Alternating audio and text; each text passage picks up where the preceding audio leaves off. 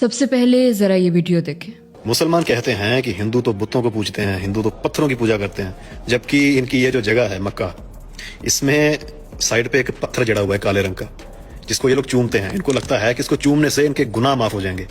اتنا اندھ وشواس تو کسی بھی دھرم مجھے سمجھ نہیں آتا کہ آپ نان مسلمز کا مسئلہ کیا ہے۔ کیوں اسلام پر بات کرنے سے پہلے اسلام میں جو کتاب ہے قرآن، اور جو اسلام میں جو نبی ہیں حضرت محمد صلی اللہ علیہ وآلہ وسلم، کیوں آپ ان کی تعلیمات کو کھول کر نہیں دیکھتے کہ آخر کیا کہا گیا ہے؟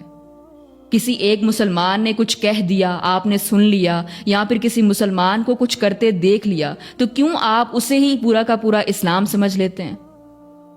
جو آپ نے حجر اسود کی بات کی، بلیک سٹون کی بات کی، تو یہ پوری طرح سے مینشن ہے، حدیث کھول کر پڑھیں۔ حضرت عابس بن ربیعہ رضی اللہ عنہ سے روایت ہے کہ حضرت عمر رضی اللہ عنہ دوسرے خلیفہ اسلام کے، وہ حجر اسود بلیک سٹون کے پاس گئے، اسے چوما اور کیا فرمایا کہ اے حجر اسود بلیک سٹون، تو ایک پتھر ہی تو ہے، تو نہ مجھے نفع دے سکتا ہے نہ نقصان دے سکتا ہے۔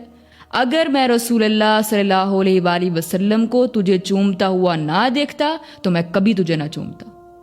تو کلیئرلی مینشن کیا انہوں نے کہ تو مجھے نہ نقصان دے سکتا ہے نہ نفع پہنچا سکتا ہے۔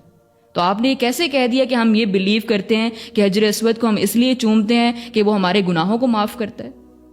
اور حجر اسود تو ایک پتھر ہے، آپ اس کی بات چھوڑیں، آپ جو کعبہ کی بات کر رہے ہیں وہ بھی مسلمانوں کی صرف ایک یونٹی کی ایک ڈائریکشن ہے۔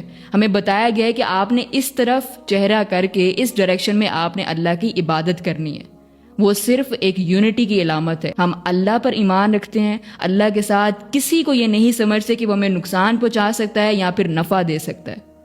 تو مسلمانوں کا پورا دین توحید پر کھڑا ہے، اللہ کی وحدانیت پر کھڑا ہے کہ ہم صرف اللہ کی عبادت کرتے ہیں اور صرف اسی سے مدد مانگتے ہیں۔